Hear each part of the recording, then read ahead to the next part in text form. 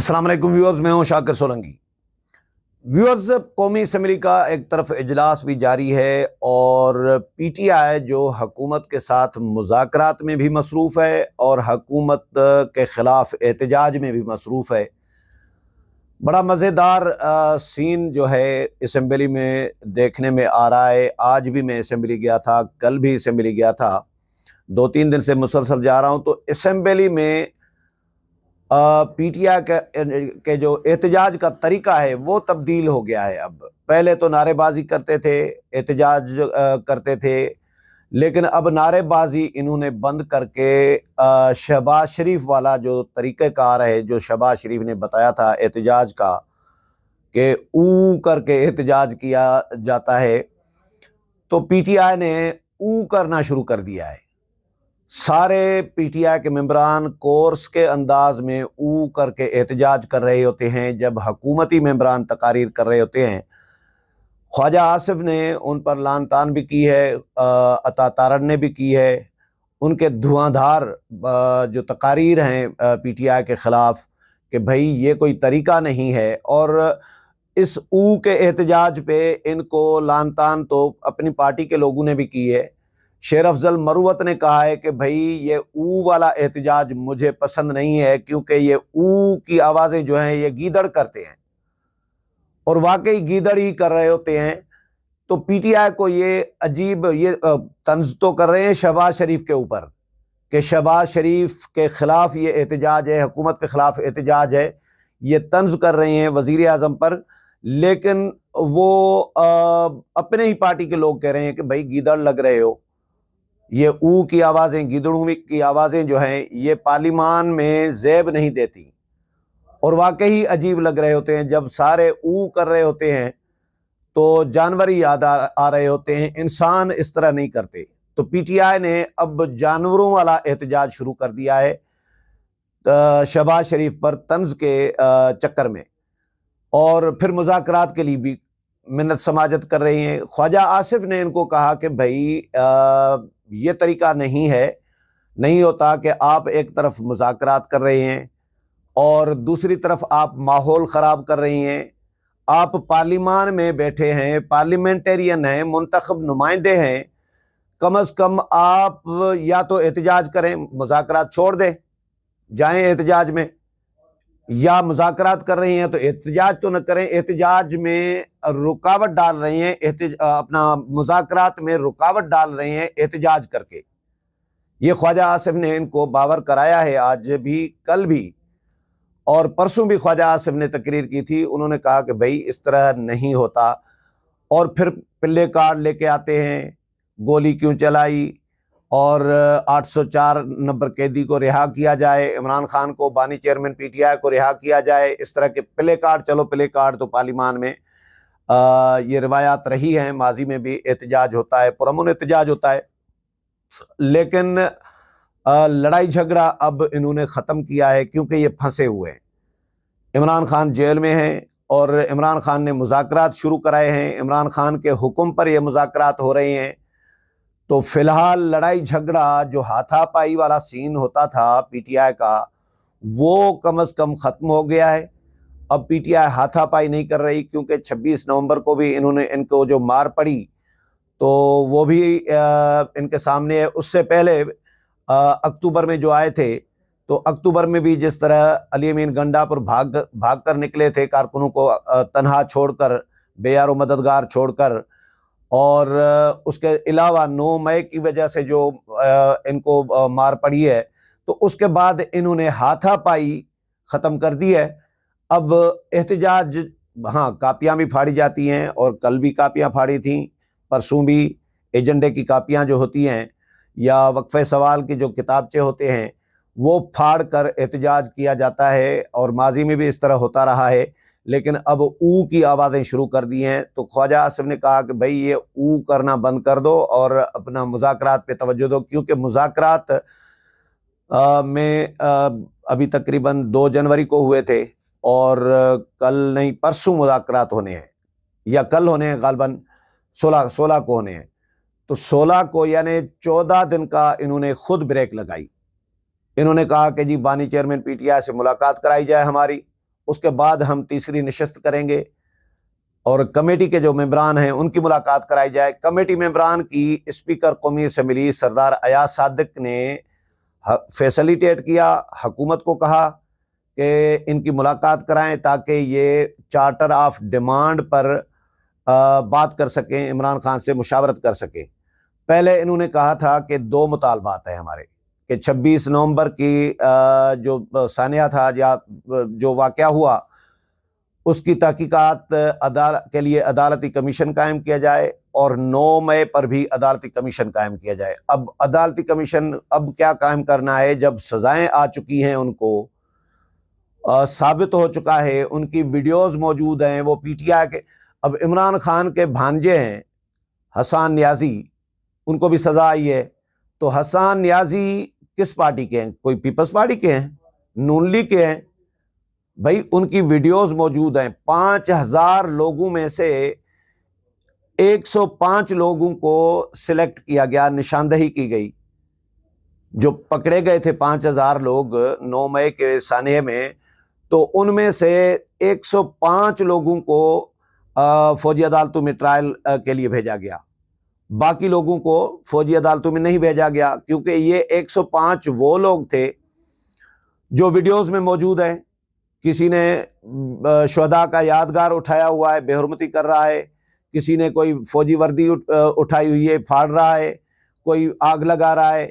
تو اس طرح کی جب ان کی فوٹیجز سامنے آئی ہے، جن جن لوگوں کی کلیئر شناخت ہوئی ہے کہ بھئی یہ اس طرح کی حرکت کر رہا ہے، تو ان کو یہ فوجی عدالتوں میں بھیجا گیا، ان کو سزائیں آئی ہیں۔ باقی سارے لوگوں کو سزائیں نہیں آئیں کہ 5000 ہی لوگوں کو ٹرائل کیا جائے، ایسا بھی نہیں ہے۔ تو اب انہوں نے بہرحال کہا ہے کہ جی کمیشن قائم کیا جائے اور ہمارے قیدیوں کو رہا کیا جائے، سیاسی قیدیوں کو۔ رانا ثناء اللہ نے بھی یہ نشاندہی کی ہے کہ بھائی آپ کلیئر کریں کہ آپ کے قیدی جو ہیں وہ سیاسی ہیں یا انہوں نے جرائم کیے ہیں۔ سیاسی قیدی ہونا اور مجرم ہونا الگ بات ہے۔ تو پی ٹی آئی نے حملے کیے ہیں، 9 مئی کے حملے کیے ہیں، تو یہ تو جرم ہے، یہ تو سیاست نہیں ہے۔ جی ایچ کیو پر چڑھائی کرنا، حملہ کرنا، یہ کون سی سیاست ہے بھائی؟ یا آئی ایس آئی کے دفتر پر حملہ کرنا کوئی سیاست ہے؟ جنا ہاؤس جلانا، کور کمانڈر کا گھر جلانا، یہ سیاست تو نہیں ہے، یہ تو جرائم ہے، یہ حملے ہیں، دہشت گردی ہے۔ تو سیاسی قیدی کیسے ہوئے؟ تو رانا ثناء اللہ نے کہا کہ آپ کلیئر کرو پہلے آپ کے قیدی سیاسی ہیں یا انہوں نے واقعی جرائم کیے ہیں۔ اور دوسرا، بانی چیئرمین پی ٹی آئی پر بھی مقدمات اور بھی ہیں، 190 ملین پاؤنڈ کا کیس ابھی پرسوں فیصلہ آنا ہے۔ اس سے پہلے عمران خان کے خلاف بہت سارے کیسز چل چکے ہیں، ثابت ہو چکے ہیں، لیکن عدالتوں سے ان کو ریلیف ملتا رہا ہے۔ تو اب حکومت ان کو کیا دے سکتی ہے؟ حکومت نے کلیئر کہا ہے کہ بھائی ہم عمران خان کو ریلیف کیسے دے سکتے ہیں؟ معاملہ عدالتوں کے حوالے ہے، عدالتوں میں ہے، تو فیصلہ عدالتوں نے کرنا ہے، نہ کہ حکومت نے۔ جو کام عدالتوں کا ہے وہ عدالتیں کریں گی، حکومت وہ کیسے کر سکتی ہے؟ تو رانا ثناء اللہ نے آج ان کو کہا ہے کہ بھائی آپ ہمیں مطالبات کی فہرست دے دیں اور چارٹر آف ڈیمانڈ جو ہے تحریری طور پر دے دیں۔ عمران خان نے ان کو کہا ہے کہ تحریری طور پر دے دیں۔ تو 2 مطالبات فی الحال انہوں نے طے کیے ہوئے ہیں، اب آگے کچھ اور مطالبات بھی شامل کر سکتے ہیں، لیکن ابھی تک پی ٹی آئی اپنے مطالبات میں بھی کلیئر نہیں ہے کہ کتنے مطالبات اور کون کون سے مطالبات پیش کرنے ہیں حکومت کے سامنے، اور حکومت پر پھر اعتماد بھی نہیں ہے۔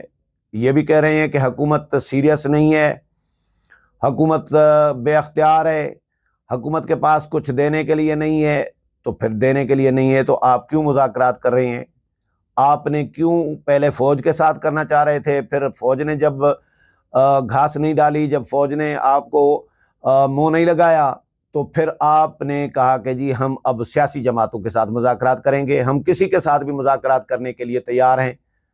تو اب پھر آپ حکومت کے ساتھ پاس آ گئے مذاکرات کے لیے، منت ترلے بھی خود کیے اور پھر رونا دھونا بھی خود کر رہے ہیں کہ حکومت کے پاس دینے کے لیے کچھ نہیں ہے، حکومت بے اختیار ہے, نان سیریس ہے.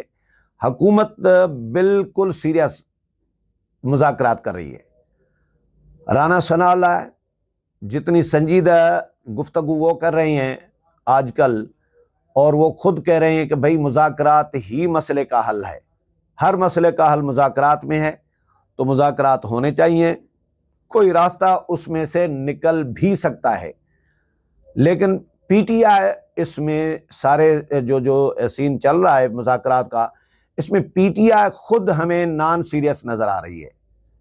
15 دن کا بریک لگا دینا, اور 31 جنوری کی ڈیڈ لائن بھی دی ہے کہ یہ ڈیڈ لائن ہے, 31 جنوری تک کوئی نہ کوئی رزلٹ آنا چاہیے. بھائی ایسے کیسے رزلٹ آئے گا جب آپ نے 2 میٹنگز کی ہیں ایک مہینے میں, 23 دسمبر سے ابھی تک, آج 15 تاریخ گزر گئی جنوری کی, تو 23 سے آپ نے 15 تک 2 میٹنگز کی ہیں, اور دونوں میٹنگز میں مطالبات بھی پیش نہیں کر سکے.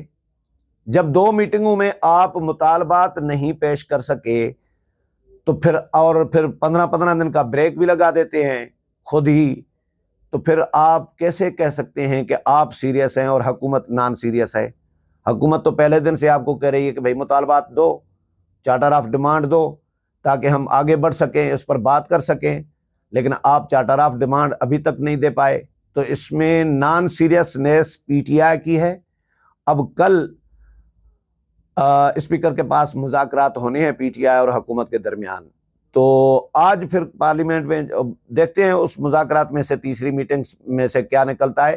لیکن آج پارلیمنٹ میں, کل تو کورم کی نشاندہی کر دی, کل تو کورم پورا نہیں تھا, اجلاس ختم ہو گیا, 5 منٹ کا چلا, 10 منٹ کا, اور آج اجلاس چلا, پراپر چلا. کورم کی نشاندہی آج بھی ہوئی تھی, لیکن آج کورم پورا نکلا تھا.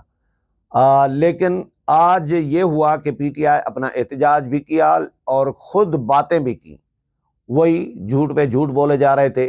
آج بڑا مزیدار سین یہ بھی ہوا کہ عامر ڈوگر جو چیف وہپ ہیں پی ٹی آئی کے, وہ اٹھے, انہوں نے کہا کہ جی 9 کروڑ سے زائد ووٹ لینے والی پارٹی کے ساتھ اس طرح کیا جا رہا ہے, اس طرح کیا جا رہا ہے. تو وزیر قانون جو ہے اعظم نذیر تارڑ, وہ اٹھے, انہوں نے کہا بھائی خدا کا خوف کرو, یہ ریکارڈ پہ باتیں جاتی ہیں, آپ ایوان میں موجود ہیں, اللہ کے 99 نام اوپر چھت پہ لکھے ہوئے ہیں پارلیمنٹ میں, اسمبلی میں, آپ ان کے نیچے کھڑے ہیں, آپ اتنا جھوٹ بول رہے ہیں. بھائی ٹوٹل الیکشن کمیشن کے ریکارڈ کے مطابق ٹوٹل 6 کروڑ اور کچھ ووٹ کاسٹ ہوئے ہیں, کچھ لاکھ ٹوٹل کاسٹ جو ووٹ ہوئے ہیں 6 کروڑ ہوئے ہیں, اور پی ٹی آئی کا بندہ کہہ رہا ہے کہ ہم نے 9 کروڑ ووٹ لیے ہیں. تو بھائی 9 کروڑ کیسے لیے آپ نے؟ جب پورے ملک میں ووٹ ہی 6 کروڑ کاسٹ ہوئے ہیں, تو 9 کروڑ ووٹ آپ نے کیسے لیے؟ تو جھوٹ نہ بولا کریں.